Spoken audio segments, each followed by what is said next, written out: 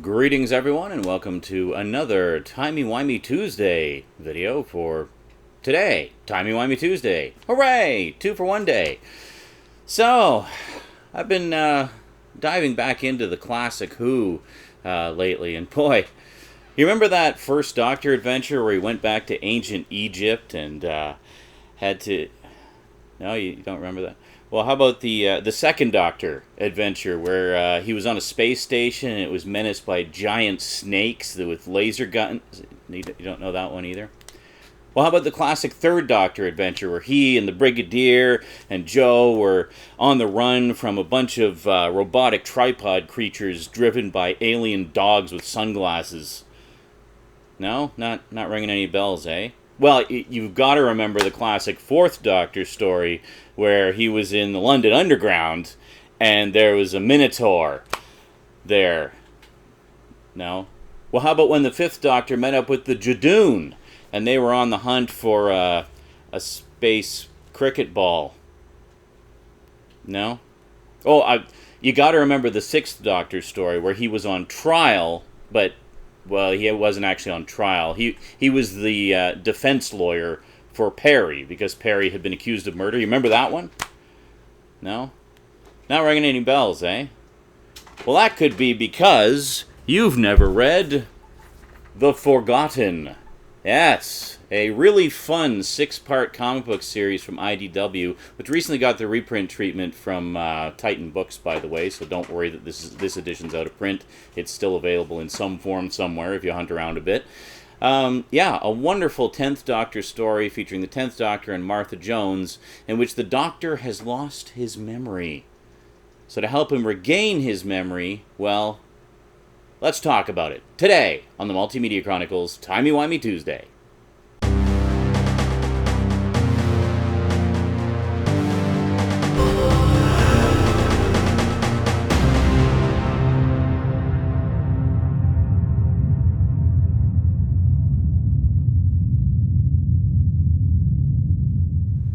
Welcome back.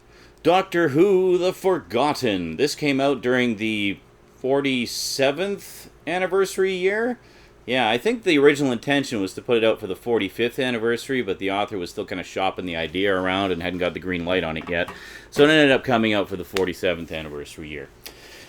So a really fun story, I gotta say. It was originally 6 individual issues. It's been reprinted a number of times over the years, so there's actually quite a large number of editions that you have to choose from. It appeared in the first Doctor Who Omnibus. It appeared in this lovely hardcover edition. It had a trade paperback edition. It also had, as I mentioned in the intro, there was also reprinted by Titan Books and in omnibus form. Titan Books, I should mention, by the way, is the company currently doing the Doctor Who comics. And, of course, as soon as they picked up the license, all the IDW titles went immediately out of print. Now, that said, they had fairly high print runs, and at this point in time, you can still find most of them for reasonable prices. But Titan Books to the rescue, just in case you can't, or just don't want to bother hunting them all down. They've actually been reprinting omnibus editions of all the IDW comics, including this one. I don't remember off the top of my head which one this is in. I think it's the first 10th Doctor volume, or the second 10th Doctor. One of the 10th Doctor volumes, anyway. Just look at the list of contents, you'll see which one it is. But, yeah, so good on Titan Books. Keeping the Doctor Who, comic book mythos alive, well, and easily obtainable for fans. So anyway, The Forgotten, really fun little 6-part adventure, an absolute nostalgia trip for fans of new and old Who alike, especially classic Who fans. This was written by, who's the author again? Sorry, I'm terrible with names. It was written by Tony Lee, yes. And with art by Pia Guerrera, Stefano Martino, and Kelly Yates. Pia Guerrera was originally going to do the artwork for all 6 issues. She and Tony Lee have worked together a number of times before and are good friends, and both huge Doctor Who fans. And but sadly, right in the middle of doing the 6 issues, she had just a random family emergency and couldn't continue for a couple issues there. So there's the other artist filled in for a couple issues, and then she came back to do the last part of issue 5 and the rest of issue 6. So she does like the first I think 2.5 issues, and then she disappears for a while, and there's a different art style. So you notice a slight inconsistency in the art style, but overall, I mean, honestly, it's pretty close, and pretty nice throughout. But basically, the story involves the Doctor wakes up and finds himself in what appears to be a museum, and in looking around briefly, and Martha Jones is there. Now, the interesting thing is, this came out during Series 4 originally, so Martha Jones was already gone. So that just made it even stranger, the fact that Martha Jones was there. And they even mentioned this in the story. It's like, why are you here? Like, I thought I was, with Dawn. Of course, that's not until way, way later. Because at the beginning of the story, the Doctor has no memories. He can't remember anything. He remembers bits and pieces, but for the most part, he can't remember anything beyond his current regeneration. So his memories from the past 9 lives have disappeared.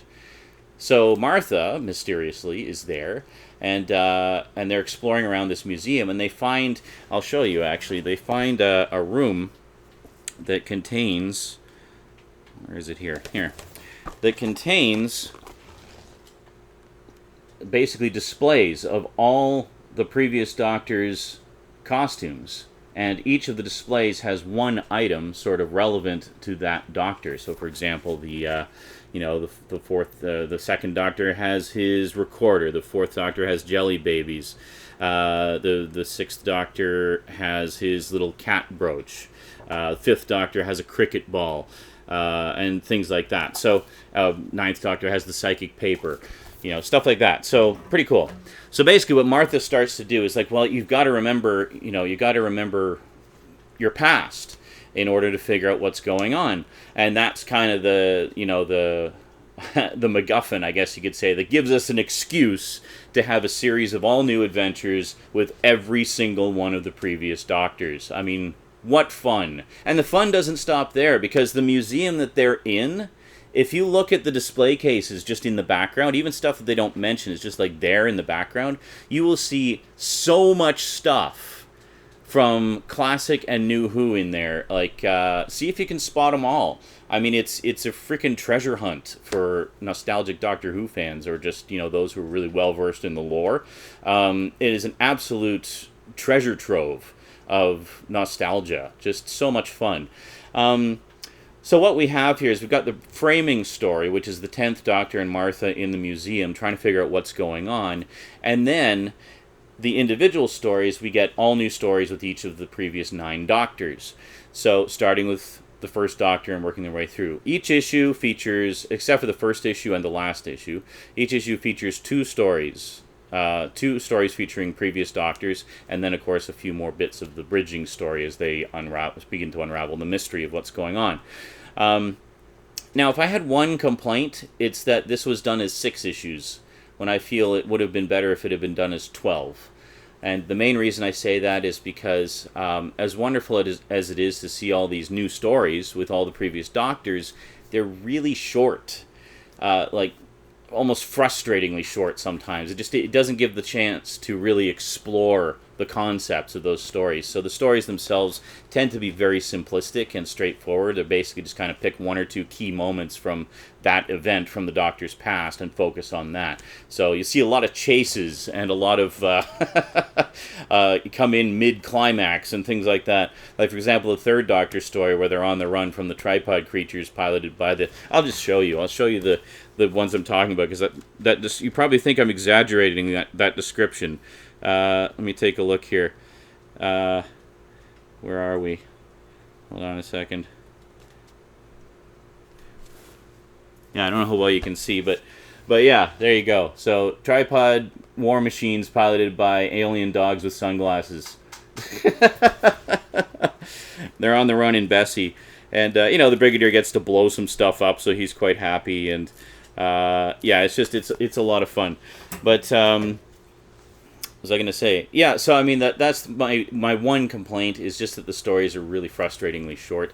I mean, cramming 2 stories per issue plus having the framing story means each story featuring an old Doctor is roughly 8 pages in length. So you're basically looking at the equivalent length of 1 monthly episode of the Doctor Who comic strip that you'd see in Doctor Who magazine. Those are usually about 8 or 9 pages a month. So I guess, it works in that respect, in that you kind of get these little one-shot stories of each Doctor. But it would have been nice to give them time to breathe. You know, a little later on, a few weeks from now, we're going to talk about Prisoners of Time, which was the 50th anniversary story that IDW did, and once again featured stories of all the previous Doctors. In this case, 1 through 11, because it was a few years later, and the 11th Doctor was around. But in that case, each Doctor got his own full issue, so that made quite a big difference. And the framing story was actually quite small by comparison, so the majority of each issue features the story with that past Doctor, which is really cool. Yeah, now I don't want to say too much about The Forgotten, because if you haven't read it, obviously you want to be surprised by how things turn out. So I'm not going to say anything about the ending. I'm not going to spoil it for you. Suffice it to say, overall, a lot of fun. A really light, fast-paced read. I mean, you could blow through this thing in 1 or 2 sittings easily.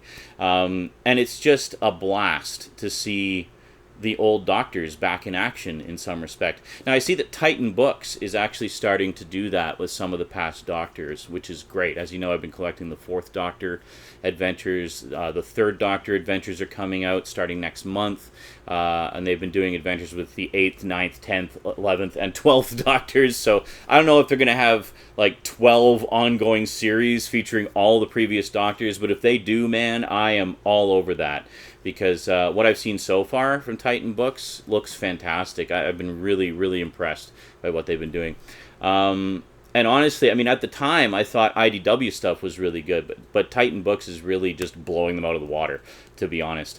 But that said, I don't want to belittle The Forgotten, because The Forgotten is definitely one of the shining gems, I think, of the IDW era. I know fans are kind of mixed on the IDW comics, kind of felt that they were a bit of a mixed bag. But this one is so much fun. It's just an absolute blast for Doctor Who fans, old and new. I mean, and the characterizations of the Doctors in it are pretty much bang on. I mean, you can't help but hear their voices in your head as you're watching this, and reading it, and that's as it should be. I mean, all the characterizations are terrific. There's some great stories with all of them, even though they're sadly very short. Yeah, actually, one really nice story I liked in this was the 9th Doctor's story, in which he takes Rose back to 1914 in the middle of World War I. But it's Christmas time, so they're not fighting. He's actually kind of refereeing like a soccer game between them. And is it soccer? I forget. It's like soccer or something. I will look. Or is it football? Well, of course, they call football soccer football over there, don't they? And I'm very confused. Here we are. You want your ball back? Yeah, okay. Yeah, so as you can see, they're in the trenches, and he catches the ball, and he's like, well, you're going to have to play them for it if you want to get your ball back. And they just have this wonderful match, basically. Is it rugby? Is it soccer? I don't actually know what game they're playing. Something in which they're kicking a ball around. So it could be just about anything. I'm sorry, I'm not a sports fan. Can you tell? I just like the spirit of that, was that this is the one day of the year where they stop the fighting and they're just folks playing a game and having fun. And that's very much what happened back in the 2 world wars, is when it was Christmas Day, everyone would stop fighting. And sometimes they would, they would hang out with the enemy, and just be, I mean, because they're just soldiers, right? I mean, the soldiers on the field really have no political motivations. They're just there because it's their job. And on Christmas Day they would get together, and sometimes they have dinner together. They might play a game. They might just sit around and drink and swap stories. Like, who knows? I'm sure it wasn't all nice. There's got to be some people with some bad blood all year round, but for the most part, that's what would happen. And I love that they touched on that in Doctor Who, and with the 9th Doctor of all characters, which I think is the perfect choice of Doctor to do a story like that.